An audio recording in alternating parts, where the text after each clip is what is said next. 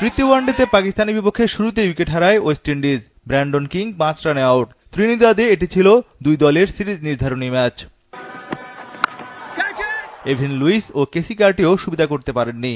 Luis 54 বলে 37 রানে ও CAR-T 45 বলে 17 রানে আউট। 68 রানে 3 উইকেট হারায় ক্যারিবীয়রা। তবে শাই হোপ ছিলেন ব্যতিক্রম। উইন্ডিজ দলে ওয়ানডেতে তিনি নির্ভরযোগ্য ব্যাটার, তা প্রমাণ করলেন আরেকবার। 54 বলে 50 তোলেন ক্যারিবীয় অধিনায়ক। রস্টন চেজও দারুণ ব্যাটিং করেন। চেজ 29 বলে 36 রানে আউট।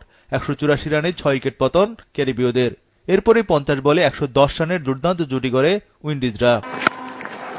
জাস্টিন গ্রিভসকে নিয়ে চোখ ধাঁধানো ব্যাটিং করেন হোপ। ক্যারিয়ারের 18তম সেঞ্চুরি পূর্ণ করেন তিনি। সেঞ্চুরিতে হোপের উপরে উইন্ডিজ দলে কেবল লারা ও গেইল। গ্রিভস 24 বলে 43 রানে ও হোপ 94 বলে 120 রানে অপরাজিত ছিলেন। 50 ওভারে 6 উইকেটে 294 রান তোলে উইন্ডিজরা। শেষ 7 ওভারেই আসে 100 রান। জবাবে প্রথম ওভারে উইকেট হারায় পাকিস্তান। সায়েম আয়ুব 3 বলে 0তে আউট।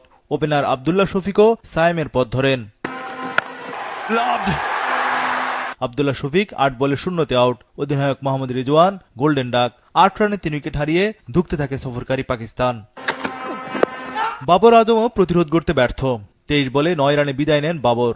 23 রানে 4 উইকেট হারিয়ে বিপর্যয়ে পাকিস্তান। 4টি উইকেটে নেন জেডন সিলস।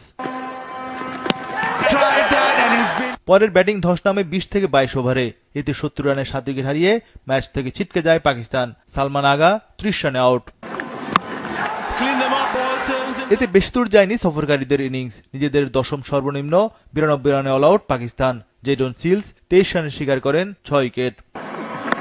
পাকিস্তানের 5 ব্যাটার আউট শূন্যতে। 202 রানের বিশাল ব্যবধানে জিতে সিরিজ নিজেদের করল ওয়েস্ট ইন্ডিজ। এতে 34 বছর পর পাকিস্তানকে ওয়ানডে সিরিজে হারালো ক্যারিবীয়রা।